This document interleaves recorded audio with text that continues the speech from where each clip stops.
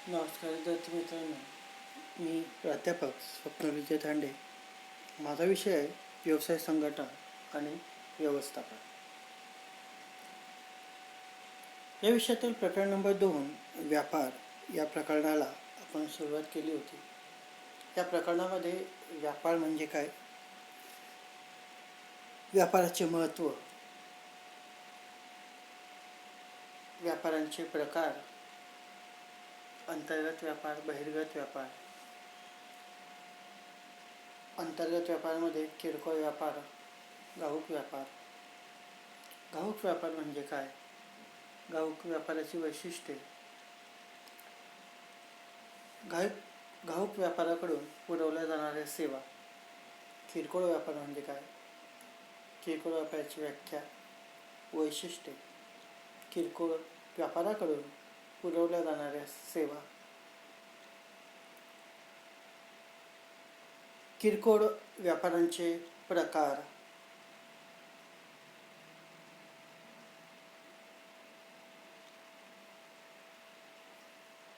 याबाबतची माहिती आपण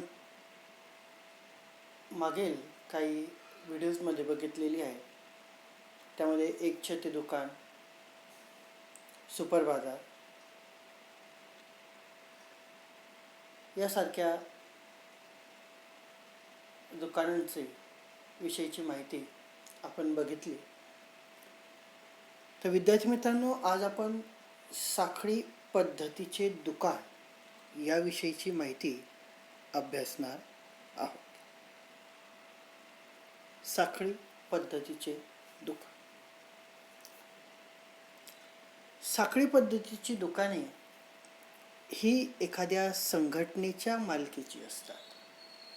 साखळी पद्धतीची जी काही दुकाने असतात ही एखाद्या संघटनेच्या मालकीची असतात. शहराच्या आणि देशाच्या विविध भागात अनेक शाखांचे पसरलेले जाळे म्हणजे साखळी पद्धतीचे दुकान. शहराच्या आणि देशाच्या विविध भागात अनेक शाखांचे पसरलेले जाळे म्हणजे साखळी पद्धतीचे दुकान. ते सारख्याच प्रकारच्या मालाची विक्री मालकी हक्काद्वारे करतात. हे जे काही दुकाने आहेत सारख्याच प्रकारच्या मालाची विक्री मालकी हक्काद्वारे करत असतात. मुख्य कार्यालयातून त्यांच्यावर मालकी हक्क, व्यवस्थापन आणि नियंत्रण ठेवले जाते. जे काही मुख्य कार्यालय आहे त्या मुख्य कार्यालयातून त्यांच्यावर मालकी हक्क, व्यवस्थापन आणि नियंत्रण ठेवले जाते. ही दुकाने अंतर्गत सजावट व बाहेरून एकसारखीच दिसतात. ही जी काही दुकाने आहेत साखळी पद्धतीची दुकाने, ही दुकाने अंतर्गत सजावट व बाहेरून एकसारखीच दिसत असतात. उदाहरण द्यायचं झालं, फर्निचर, नावाची पाटी, कामगारांचा गणवेश एकाच रंगाचा आणि एकसारखेच नक्षीकाम केलेला असतो. म्हणजे या साखळी दुकानांचं जे काही स्वरूप आहे हे सर्व दुकान एकाच स्वरूपाची एकसारखीच असतात, एकाच नावाची असतात. फर्निचर एकसारखं असतं, कामगारांचा गणवेशही एकसारखा असतो. या साखळी पद्धतीचे दुकानांची व्याख्या ही आपल्याला दिलेली आहे. जे काही तज्ज्ञ आहेत त्या तज्ज्ञांच्या व्याख्या दिलेल्या आहेत, विश्लेषकांच्या व्याख्या दिलेल्या आहेत. ती व्याख्या बघूया. पहिली जी व्याख्या आहे ती आहे जेम्स स्टीफन्सन यांची. जेम्स स्टीफन्सन यांच्या मते जी दुकाने एका व्यावसायिक संस्थेच्या मालकीची असून त्या सारख्याच प्रकारची असतात त्यांना साखळी पद्धतीचे दुकान असे म्हणतात. जेम्स स्टीफन्सन यांच्या मते जी दुकाने एकाच व्यावसायिक संस्थेच्या मालकीची असून त्या सारख्याच प्रकारची असतात त्यांना साखळी पद्धती दुकाने असे म्हणतात.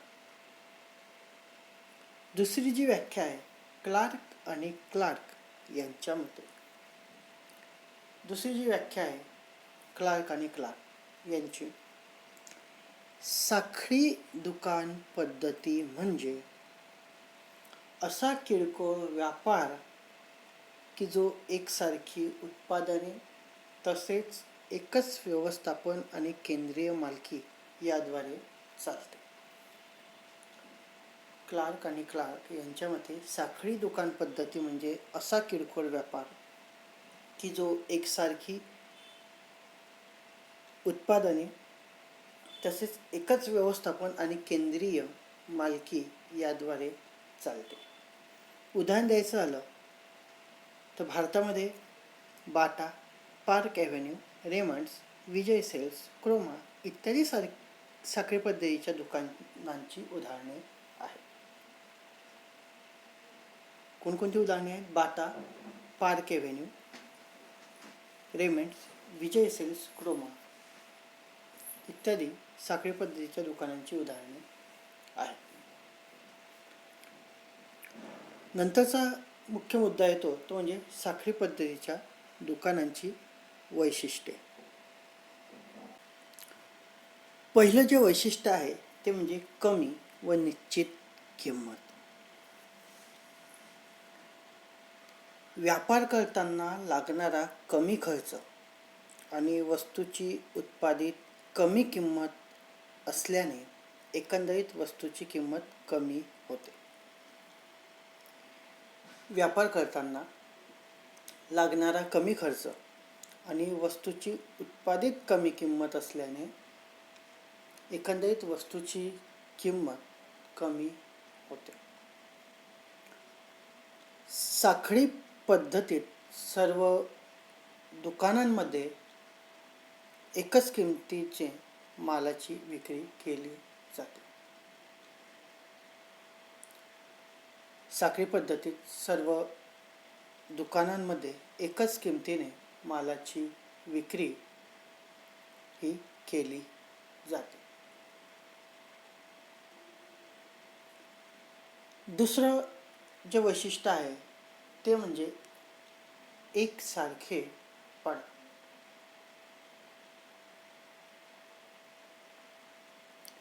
प्रत्येक साखळी पद्धतीची दुकाने बाहेरून एकसारखी दिसून येतात. प्रत्येक साखळी पद्धतीची दुकाने बाहेरून एकसारखी दिसून येतात. त्यातील अंतर्गत सजावट, खिडकी योजना, रंगसंगती ही सारखीच असते. यामुळे ग्राहकांना अशी दुकाने सहजपणे ताबडतोब ओळखू येऊ शकतात. एकसारखेपणा हे दुसरं वैशिष्ट्य. तिसरं वैशिष्ट्य आहे वस्तूंची मर्यादित प्रकार. साखळी पद्धतीत दुकानात विशिष्ट उत्पादकाच्या उत्पादित मालाची विक्री करण्यात येते.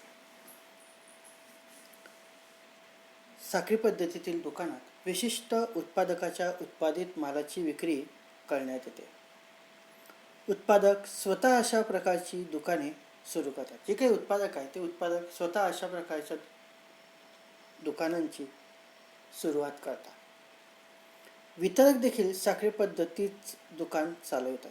जे काही वितरक आहे हे देखील साखळी पद्धतीचंच दुकान चालवतात. उदाहरण द्यायचं झालं, बाटा कंपनीची दुकाने ही फक्त त्यांनी उत्पादित केलेल्या चप्पल्स, पादत्राणे यांसारख्याच मालाची विक्री करतात. उदाहरण आहे की बाटा कंपनीची जी काही दुकाने आहेत ही दुकाने फक्त त्यांनी उत्पादित केलेल्या चप्पल, पादत्राणे यांसारख्या मालाची विक्री ही करतात. पुढचं जे वैशिष्ट्य आहे ते म्हणजे मोठ्या प्रमाणावर गुंतवणूक.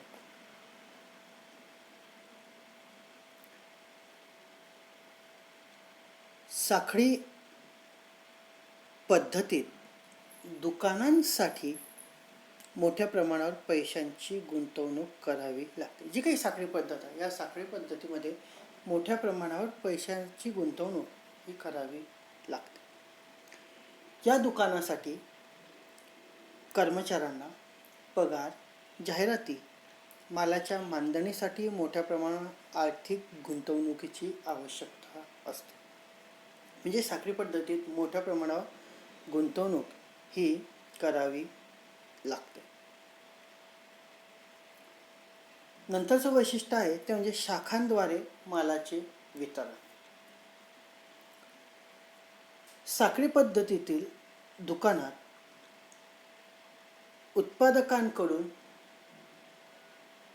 मुख्य कार्यालयात मालाची खरेदी केली जाते.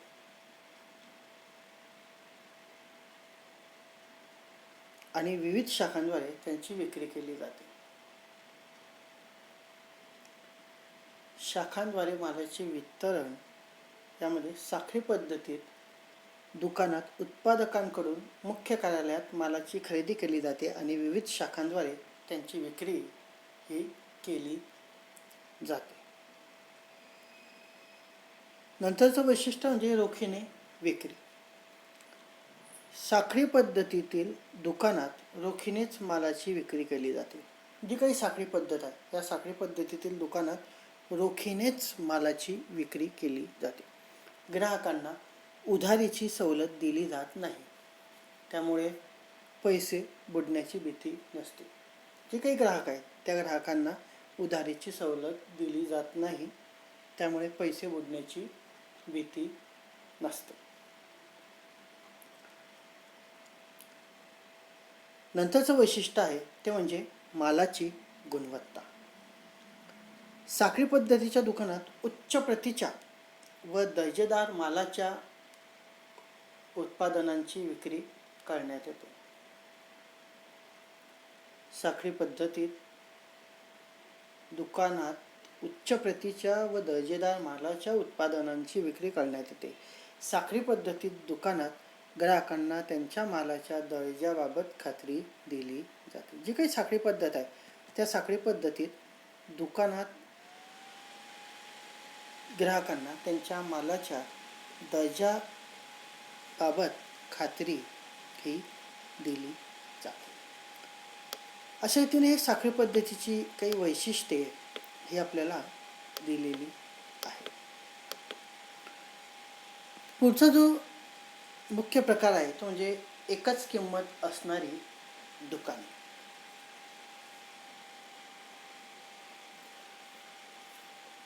ज्या दुकानात मालाच्या वस्तूंची किंमत एकसारखीच असते त्यास एकच किंमत असलेली दुकाने असे म्हणतात. ज्या दुकानात मालाच्या वस्तूंची किंमत एकसारखीच असते त्यास एक किंमत असलेली दुकाने असे म्हणतात. या दुकानांद्वारे कमी किमतीत दैनंदिन उपयोगात येणाऱ्या विविध प्रकारच्या मालाची विक्री करण्यात येते. हे जे काही दुकान आहेत या दुकानांद्वारे कमी किमतीत दैनंदिन उपयोगात येणाऱ्या विविध प्रकारच्या मालाची विक्री करण्यात येते. मालाचा आकार व गुणवत्ता यानुसार उत्पादित मालाची एकच परंतु सारख्याच किमतीने मालाची विक्री करण्यात येते. मालाचा आकार व गुणवत्ता यानुसार उत्पादित मालाची एकच परंतु सारख्याच किमतीने मालाची विक्री करण्यात येते. या दुकानात मालाच्या किमती अगोदरच निश्चित ठरवलेल्या असतात. हे जी काही दुकान आहेत या दुकानात मालाच्या किमती अगोदरच निश्चित ठरविलेल्या असतात. म्हणून ग्राहकांना वस्तूंच्या किमतीबाबत कोणत्याही प्रकारची तडजोड करता येत नाही. म्हणून ग्राहकांना वस्तूंच्या किमतीबाबत कोणत्याही प्रकारची तडजोड करता येत नाही. उदाहरण द्यायचं आलं तर भेटवस्तू, घड्याळे, शॅम्पू, केसांची उत्पादने, घरगुती सामान, काचेच्या वस्तू इत्यादी साधारणपणे कोठेही या दुकानांमध्ये वस्तूंची किंमत ₹49, ₹99, ₹199 अशी असते. म्हणजे निश्चित असलेल्या किमतीमध्येच त्या वस्तूची विक्री ही केली जाते. या एकच किंमत असलेल्या दुकानांची काही वैशिष्ट्ये आपल्याला अभ्यासायला दिलेली आहे. ती वैशिष्ट्ये कोणती? त्या वैशिष्ट्यांचा सविस्तर असा अभ्यास करूया आपण. पहिलं वैशिष्ट्य आहे एकसारखी किंमत. एकच किंमत असणाऱ्या दुकानात सर्व प्रकारच्या मालाच्या मोठ्या किंवा छोट्या वस्तूंची किंमत एकाच स्वरूपाची असते. तिथे घासाघाशी करण्यात वाव नसतो. म्हणजे एकसारखी किंमत किंवा एकच किंमत असणाऱ्या दुकानात सर्व प्रकारच्या मालाच्या मोठ्या किंवा छोट्या वस्तूंची किंमत एकाच स्वरूपाची असते आणि तिथे किमतीमध्ये घासाघाशी करण्यात वाव नसतो. म्हणजे कुठल्याही प्रकारची बार्गेनिंग आपण त्या किमतीमध्ये करू शकत नाही. दुसरं जे वैशिष्ट्य आहे ते म्हणजे कमी किंमत. एकच किंमत असणाऱ्या दुकानात वस्तूंची किंमत कमीत कमी असते. एकच किंमत असणाऱ्या दुकानात वस्तूंची किंमत ही कमीत कमी असते. नंतरचं वैशिष्ट्य आहे ते म्हणजे विविध प्रकारचा माल. एकच किंमत असणाऱ्या दुकानात मोठ्या प्रमाणावर विविध प्रकारच्या मालाची विक्री करण्यात येते. एकच किंमत असणाऱ्या दुकानात मोठ्या प्रमाणावर विविध प्रकारच्या मालाची विक्री करण्यात येते. या दुकानात माल निवडीच्या स्वातंत्र्य पूर्णपणे वाव दिला जात असतो. म्हणजे हे जे काही दुकान आहे या दुकानात माल निवडीच्या स्वातंत्र्यास पूर्णपणे वाव दिला जात असतो. उदाहरण द्यायचं झालं खेळणी, स्टेशनरी, प्लॅस्टिकच्या वस्तू, सौंदर्य प्रसाधने इत्यादी. या ज्या काही सर्व वस्तू आहेत ग्राहक आपल्या आवडीनुसार निवडीनुसार घेऊ शकतात. पुढचं वैशिष्ट्य आहे ते म्हणजे ठिकाण. एकच किंमत असणारी दुकाने सर्वसाधारणपणे शहराच्या व्यापारी केंद्र, रेल्वे स्थानकाजवळ, बस स्थानकाजवळ व इतर गर्दीच्या ठिकाणी स्थापन झालेली असतात. हे जे काही एकच किंमत असलेली दुकाने आहेत ही एकच किंमत असलेली दुकाने सर्वसाधारणपणे शहराच्या व्यापारी केंद्र, रेल्वे स्थानकाजवळ, बस स्थानकाजवळ व इतर गर्दीच्या ठिकाणी स्थापन झालेली असतात. काही वेळे अशी दुकाने तात्पुरत्या काळासाठी यात्रा व प्रदर्शन या ठिकाणी स्थापन करण्यात येतात. म्हणजे काही वेळेस अशी दुकाने जी आहेत ती यात्रा, प्रदर्शने अशा ठिकाणी तात्पुरत्या काळासाठी स्थापन करण्यात येतात. नंतरचं वैशिष्ट्य आहे ते म्हणजे रोखीने विक्री. एकच किंमत असणाऱ्या दुकानात मालाची विक्री ही रोखीनेच केली जाते किंवा रोखीनेच करण्यात येते. ग्राहकांना कोणत्याही प्रकारे उधारीची सवलत या दुकानांमध्ये दिली जात नसते. त्यामुळे बुडीत रकमेचा धोकाच निर्माण होत नाही. आणि शेवटचं वैशिष्ट्य ते म्हणजे कमी भांडवल. या दुकानात कमी प्रमाणात व लहान लहान वस्तू असल्याने कमी भांडवल लागते. हे जे काही दुकान आहे एक किंमत असलेले दुकान, या दुकानात कमी प्रमाणात व लहान लहान वस्तू असल्याने कमी भांडवल हे लागत असते. विद्यार्थी मित्रांनो, अशा रीतीने आज आपण साखळी पद्धतीचे दुकान म्हणजे काय त्याची व्याख्या, साखळी पद्धतीच्या दुकानांची वैशिष्ट्यांमध्ये आपण कमी व निश्चित किंमत, एकसारखेपणा, वस्तूंची मर्यादित प्रकार, मोठ्या प्रमाणात गुंतवणूक, शाखांद्वारे मालाचे वितरण, रोखीने विक्री, मालाची गुणवत्ता याबाबत या वैशिष्ट्यांचा अभ्यास केला. आणि दुसरं म्हणजे एकच किंमत असणारी दुकाने जो काही प्रकार आहे त्यामध्ये एकच किंमत असणारी दुकाने म्हणजे काय, त्या एकच किंमत असणाऱ्या दुकानांची जी काही वैशिष्ट्य आहे त्या वैशिष्ट्यांमध्ये एकसारखी किंमत, कमी किंमत, विविध प्रकारचा माल, ठिकाण, रोखीने विक्री आणि कमी भांडवल या वैशिष्ट्यांचा अभ्यास आज आपण केलेला आहे. धन्यवाद.